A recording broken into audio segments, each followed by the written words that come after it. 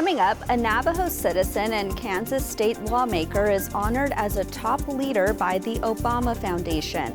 More on Hollywood and Indigenous identity in the films Barbie and Oppenheimer. And we learn about computer and cybersecurity skills for small business owners. I am Aaliyah Chavez. Join us for those interviews plus headlines from the ICT Newscast. This program is made possible by the Corporation for Public Broadcasting, a private corporation funded by the American people. Arizona State University welcomes 3,500 Indigenous students from Arizona and across the nation. It serves one of the largest populations of Indigenous students among U.S. colleges and universities. We created a sense of place for tribal nations to create futures of their own making through community outreach and research, taught by world-class Indigenous faculty where they see a reflection of themselves and their experiences. Find community at ASU.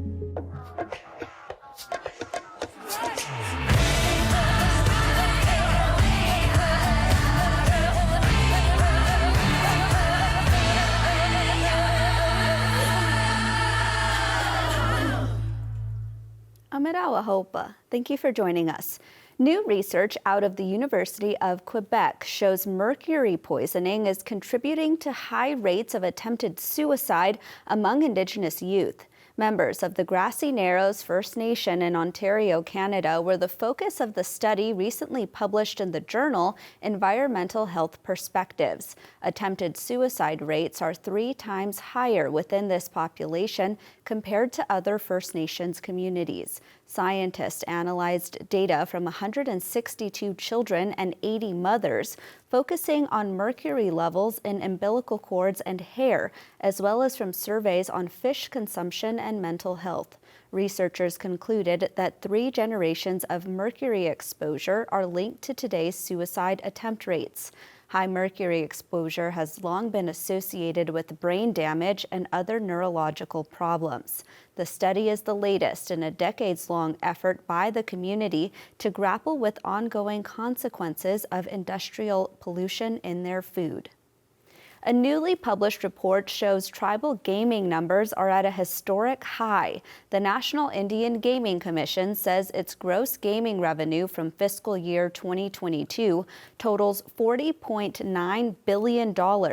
That is an increase of nearly 5% over 2021 and marks the highest revenue recorded in Indian gaming history. The data comes as welcome news to gaming advocates, many of which worried the COVID-19 pandemic had permanently slowed in-person gaming. The recent numbers indicate otherwise, with 7 out of 8 NIGC regions showing revenue growth over the year before. Other factors that may have impacted the report's findings include new gaming operations, expansions, renovations, and casino closures. Employment, education, and infrastructure funding are just some of the economic benefits reaped by the 29 states that have Native American gaming operations. The Portland Art Museum is out with a new and permanent position that hopes to benefit Indigenous communities.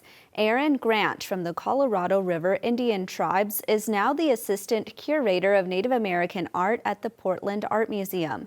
She has been working with the museum since February of 2022. Grant initially joined as a fellow of the Institute of Museum and Library Services. Grant said she is eager to continue that work to prioritize Native voices and to contribute her voice on a bigger scale. This new position is funded by a grant from the Leadership in Art Museum Initiative. The initiative says it will commit over $11 million to museums in order to increase racial equity in leadership roles over the next 5 years. The Portland Art Museum was just one of 19 museums nationwide chosen to receive the funding. Well, the next generation of Native Hawaiian surfers are showcasing their talents to the world.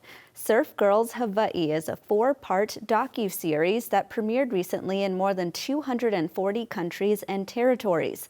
It follows a group of female Hawaiian surfers as they compete against one another and other athletes from around the world. They are all vying to earn a coveted spot on the Professional World Surf League Championship Tour.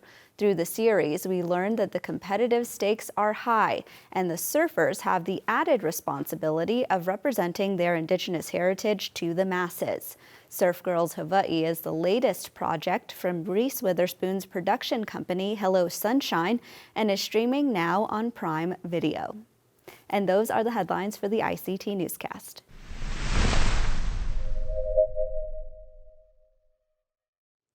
At just 29 years old, one Dene citizen is making a name for herself in the world of politics. She is a member of the Kansas State House of Representatives, a champion of reproductive rights and of missing and murdered Indigenous relatives, and now she has been named to the first Leaders USA class by the Obama Foundation. ICT's Stuart Huntington caught up with Kansas State Representative Christina Haswood the day after the announcement came from the foundation, and he asked her how she was taking the news. Yeah, I'm still just freaking out about it. It hasn't really settled in much, but it's a complete honor to be selected amongst 100 leaders across our country. There's several great leaders from Indian country, and we are all just trying to make a difference in our community. So being from Kansas, being a member of the Navajo Nation, that can be a bit challenging.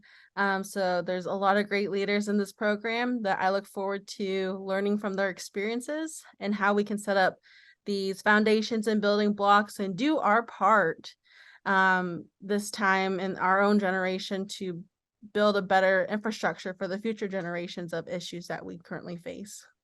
One of the things that you've done in your time in the legislature is to help Kansas pass an MMIP bill. I wonder if you could give us an update on where that work stands in Kansas. Yeah, so this bill was first introduced by Kansas's first female state representative, former state rep Punkwe Victors-Cozad. And it's a really great story where I was in grad school and I got to see her introduce this bill in the legislature, have a press conference, and she encouraged us to wear our traditional regalia. And when we got to the Capitol, she asked us to stand behind her. And it was just a very powerful moment.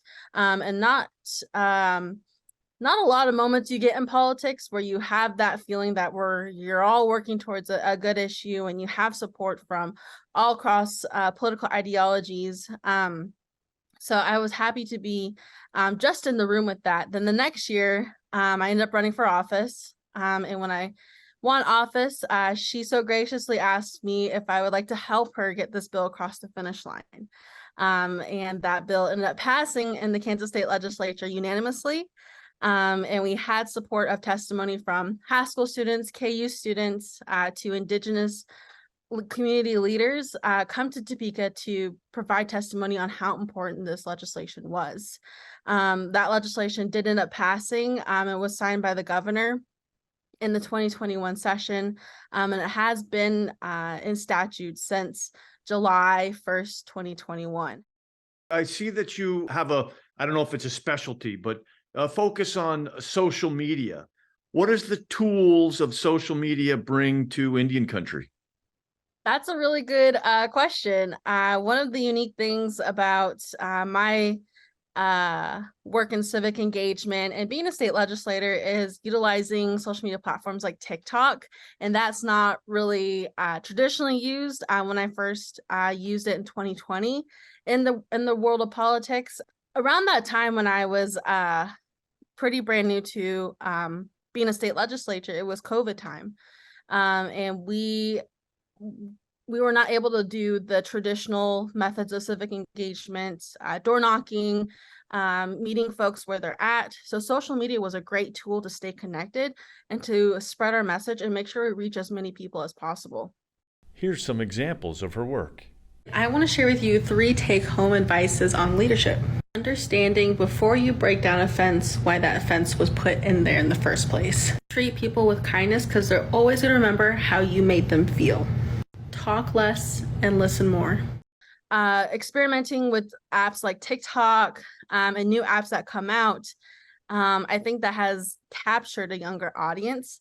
And my goal is to make politics not scary, to make politics fun, and to make civic engagement just every normal part of your day. So like today in Kansas, we have a primary election. So I am blasting out all over my social medias on, hey, you can go and get a really cool sticker that said you voted today. And in my same post, I got pizza because it's kind of my favorite thing to do after I vote is I treat myself to my favorite pizza place here in Lawrence. So really trying to just make it fun, make it a part of, I guess, your everyday or not so everyday routine, but just break down any barriers that you might have about being civically engaged. That sounds to me like what you're aiming at is the younger demographic. Mm-hmm. Yeah, I just think back to when I first ran for office, I was 26. I'm currently 29. So it wasn't too long ago that I was not elected official. And I just think back to when I was in grad school and undergrad, just how unattainable being civically engaged was, how intimidating it is, especially if you come to the Capitol and our big building. It's completely intimidating. You have nowhere to go. You don't even know where the restrooms are. The more that I can help pull that curtain back, the more I can help show, like, as legislators, we are just everyday folks. And we want to hear your issues and help you with any issues in the community, in the state. I think the more that I can help folks get more civically engaged and to help break some of those barriers down. And my ultimate goal, one of my many ultimate goals, is to have more young people run for office and to have more of that diversity in our elected official capacities. Okay, the big question. Are you going to get to meet the former president? I don't really know. I hope so. I'm just excited to meet my cohort members because I don't know if you read the bio, but there's some really cool, talented young people across the country, and to be eventually part of the alumni network. Not only does it have the United States, but other countries as well. That would be really great. But I mean, it would be an honest frosting on the cake if I were to meet the family, our former president and former first lady. Thank you very much for joining us today, and congratulations. Thank you. While the new films Barbie and Oppenheimer are seeing praise in their messages on feminism and history, some Indigenous viewers have noticed the lack of representation and misrepresentation of Native people in them. In the second interview of a two-part series, ICT's Mackenzie Allen Charmley has this interview with Dene filmmaker, artist, and activist Clee Benally. Many Indigenous film critics and writers have made remarks along the lines of, if you want to include Native jokes and Native narratives within your films, you need Native writers. What is your take on that sentiment? I think it gets into the point about the institution of Hollywood not necessarily being where we can expect justice to come from. And it's challenging the sort of business of developing these narratives at the root cause. What would permit somebody to think that Oppenheimer, first of all, is a hero and somebody who needs to essentially have a film constructed about him that is a defensive trial, that even though it portrays him as a complicated character and not necessarily in the best light at times, it sort of acts as a tool. And Christopher Nolan has been very clear about this, to celebrate what he has called one of the most important men who have ever lived. So,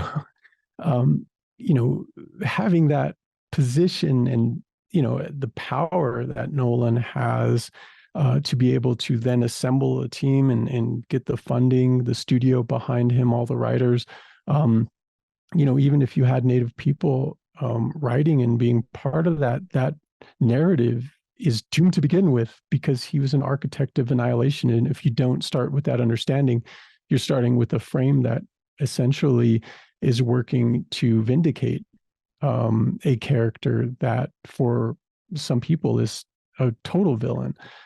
So that's, I don't think you can fix what's broken in this case with Oppenheimer. The narrative should, from a media justice analysis, the narrative should start with those who are most impacted by the violence, by the abuse, by historical traumas, and so forth, by oppression. And if we don't start from that point, if we don't start from the survivors of those people who the bomb was dropped upon, which are completely abstract, they're completely non-existent, essentially. You're just left to the imagination of somebody listening on the radio about the devastation, which is an extraordinary act of violence.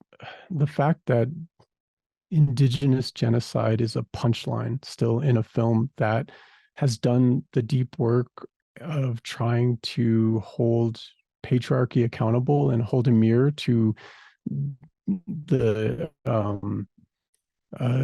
toxic cis heteropatriarchal political world that we're living in, is extraordinarily disappointing. And again, it just demonstrates how disconnected, how much of a blind spot there is in white liberal feminism.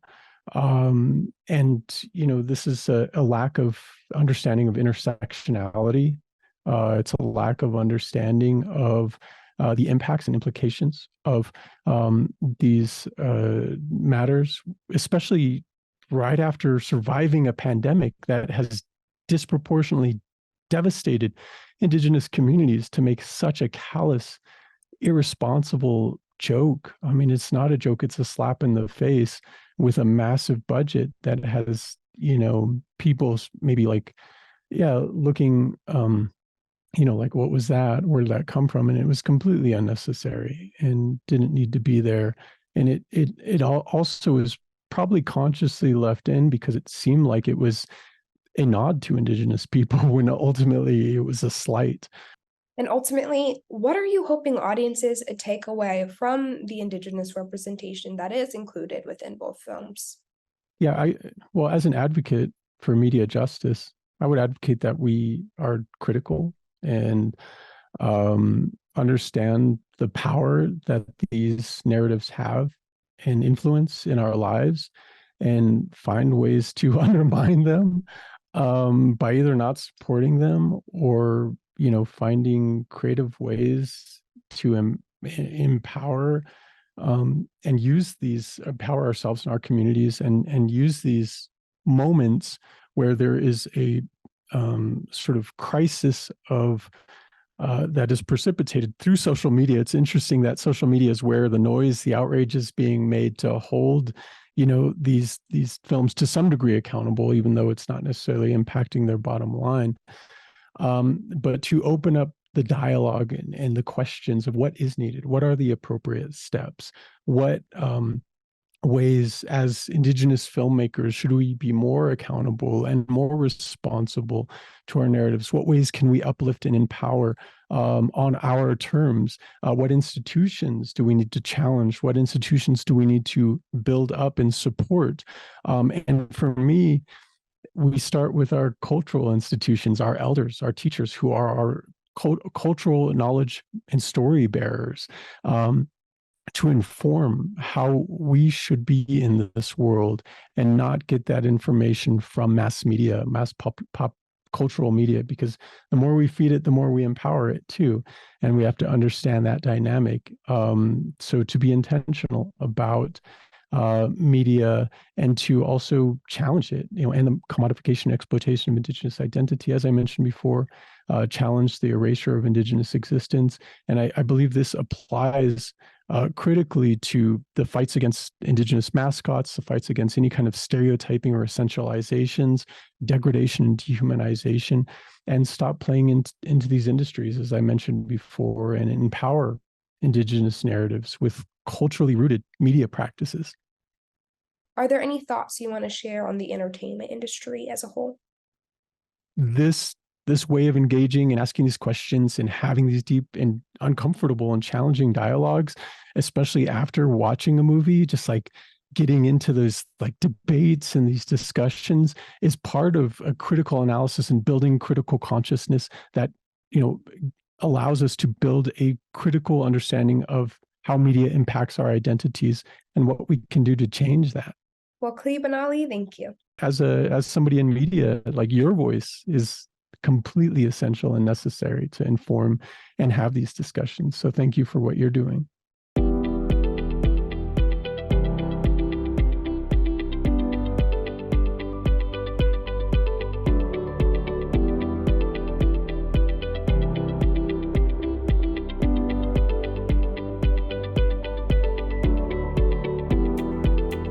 Part of the job of the National Congress of American Indians is to support tribes and Native entrepreneurs through training and resources. Jake Foreman is set to lead an upcoming workshop on business and technology for the organization. He is the first Grow with Google digital coach for Indigenous communities and a program director of New Mexico Community Capital.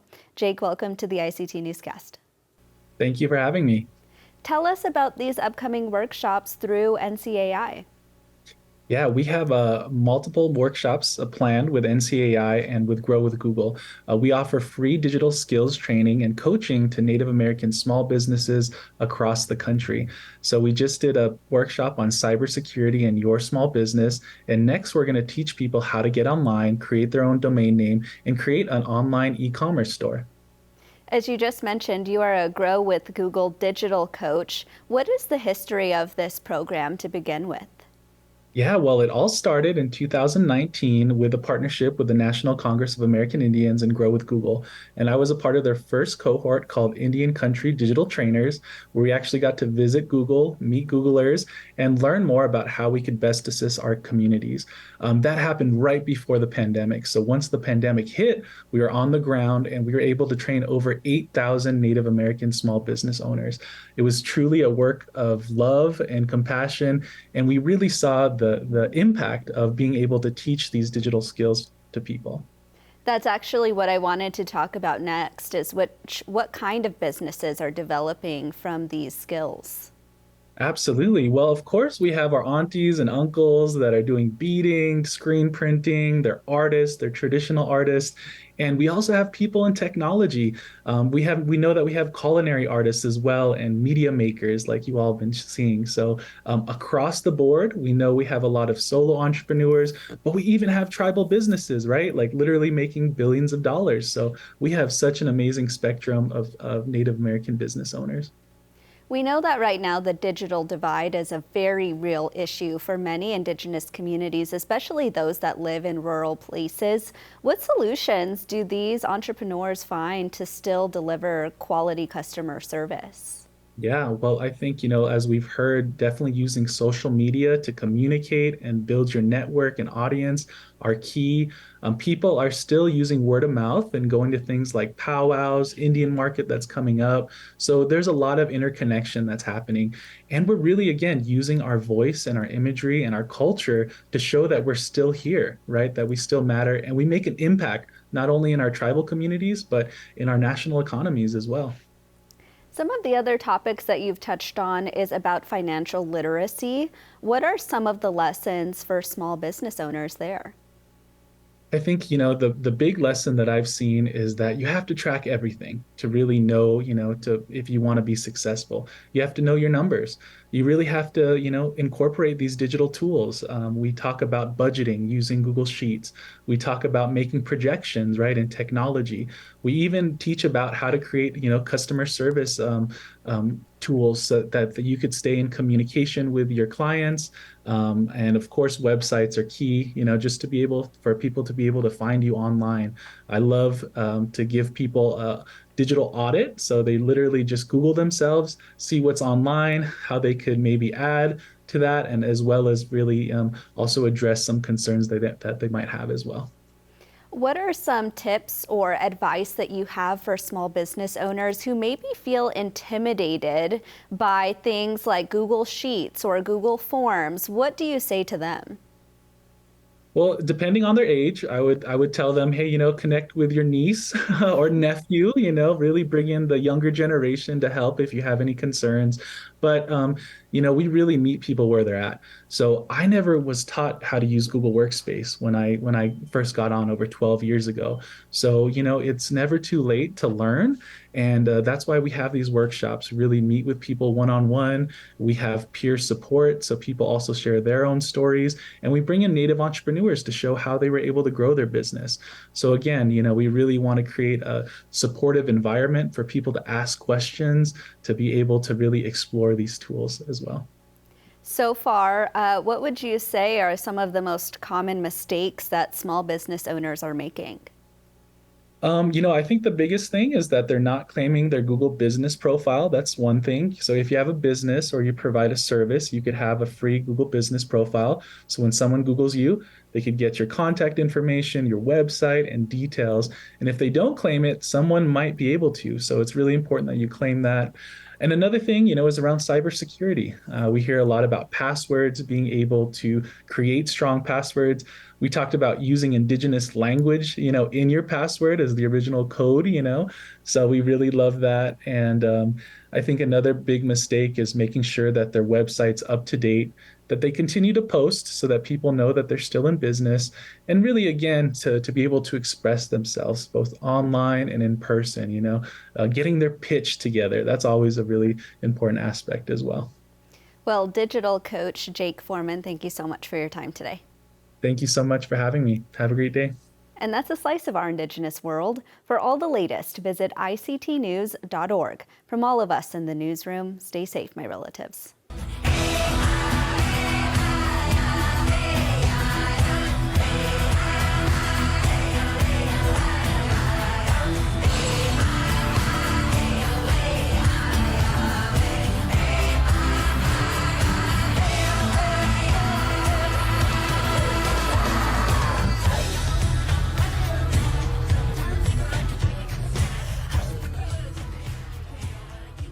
This program is made possible by the Corporation for Public Broadcasting, a private corporation funded by the American people.